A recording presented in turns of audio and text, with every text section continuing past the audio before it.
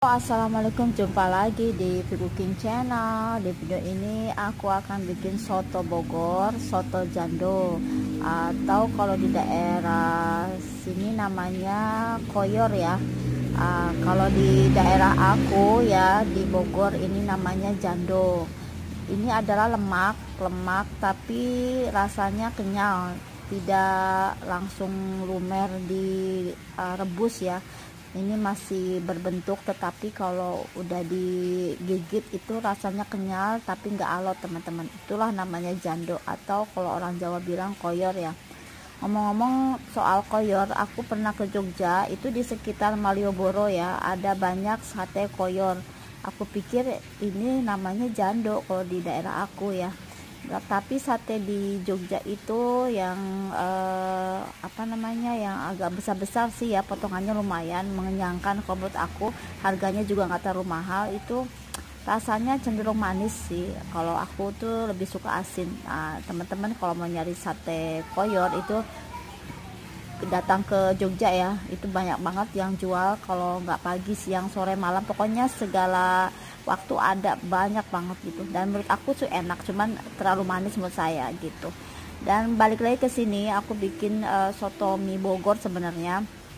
Dan aku tuh favorit banget kalau di sana tuh ada jeroan-jeroan gitu kan, soto babat ya, soto jando. Dan kalau soto Betawi itu kan lebih kuning ya, lebih bersantan semuanya sih ya, jadi lebih variasi lah. Kalau soto mie Bogor tuh warnanya merah, mirip kayak orang Padang bilang apa ya, kayak senjang atau apalah, aku lupa namanya tuh ya, mirip-mirip begitu. Nah ini kita rebus dulu ya, rebus sampai empuk. Kurang lebih aku ngerebusnya aja sampai sejam ya, tapi nggak nyampe sejam, 40 menit udah lumayan, udah empuk sih. Nah untuk memilihnya di pasar ya, terutama itu minta yang jando, jangan yang agak lembek-lembek alot.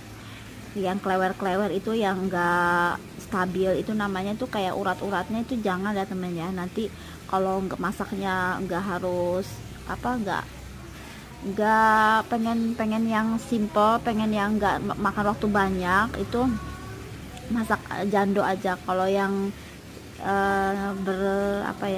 bergabung sama jandonya ini, bukan yang kayak gini nih ya, itu ada kan lembek banget kayak klewer-klewer, itu lebih alot daripada jandonya. Kalau ini jandonya sih nggak terlalu alot, kayak gaji kalau kata orang apa ya, ya kalau pada umumnya sih ngomongnya gaji gitu. Gaji itu kayak lemak, tapi lemak ini kenyal sedikit, tidak terlalu alot gitu. Dikunyah masih enak, cuman ada lemak-lemak sedikitnya sih yang menempel di mulut gitu, di bibir. Nah kalau yang deket lemaknya ini yang bersatu itu banyak klewer-klewernya, nah itu paling alot, jangan dibeli maksudnya. Kalau teman-teman suka sih nggak masalah. Itu biasanya dicacah ya, pisaunya tuh kudu wajib tajam banget, kalau nggak tajam ya susah motongnya ya. Jadi harus pisaunya yang super tajam, motongnya pun harus kecil-kecil. Biasanya tuh digiling dengan bakso ya, buat bakso-bakso nih kayak gini nih, bisa buat kuah bakso. Jadi kuah baksonya itu kalau panas-panas tuh enak banget. Bisa juga buat isian bakso. Jadi di dalam bakso itu bisa diisi sama jando kayak gini, urat-urat ya, lebih enak. Oke, balik lagi ke pembuatan soto mie Bogor ini. Apa aja bumbunya? Di sini aku pakai bumbu kuning ya. Tapi pakemnya mah aku nggak tahu ya bumbunya apa. Cuman sebisanya aku aja ya, seseleranya aku aja bikinnya. Cuman warnanya itu lebih ke merah dan bersantan. Di sini ada bawang merah, bawang putih ya, kemiri, kunyit, jahe, ketumbar, jinten, semuanya disatuin ya, di blender, ditumis. Kemudian kasih serai, salam ya, daun jeruk juga masuk, ada lengkuas juga, masukin lengkuas. Lengkuas sama serai biasanya digeprek. Terus untuk chili oilnya ya, pasti chili oilnya itu kita pakai ya, boleh tambahkan bawang putih ya 2-3 siung, sama cabai rawit merah yang paling pedas, dan cabai merah keriting. Cabai merah keriting wajib banget ya, karena bikin warnanya itu merah membara gitu kan. Jadi itulah ciri khasnya.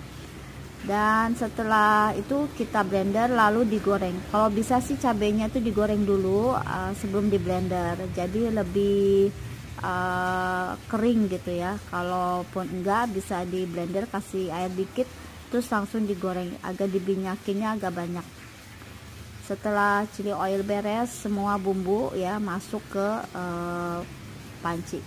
Nah ini udah chili oilnya udah aku goreng ya sampai kering, dan ada daun salam, daun serai. Aku kasih lagi yang baru ya, tadi udah direbus juga. Nah kalau bisa tuh pas awal-awal merebus, dia kan ada lemak-lemak yang mengambang di bagian atasnya ya, itu dibuang. Nah ini untuk bumbunya kayak gini ya kalau udah dihaluskan. Kalau aku sih sudah stok bumbu di kulkas, bumbu kuning, biar kalau bikin gorengan juga pakai bumbu kayak gini, bikin semur juga bisa ya. Pokoknya segala macam bumbu all purpose itu wajib ada nyetok di kulkas. Ini air sudah mulai setengahnya ya, udah mulai seperempat panci dari yang penuh ya, sampai udah mau tinggal setengahnya. Ini langsung aja kita masukin semua bumbu. Nah ini udah dimasukin semua teman-teman. Jangan lupa peras santan ya, santan yang yang tua, yang bagus.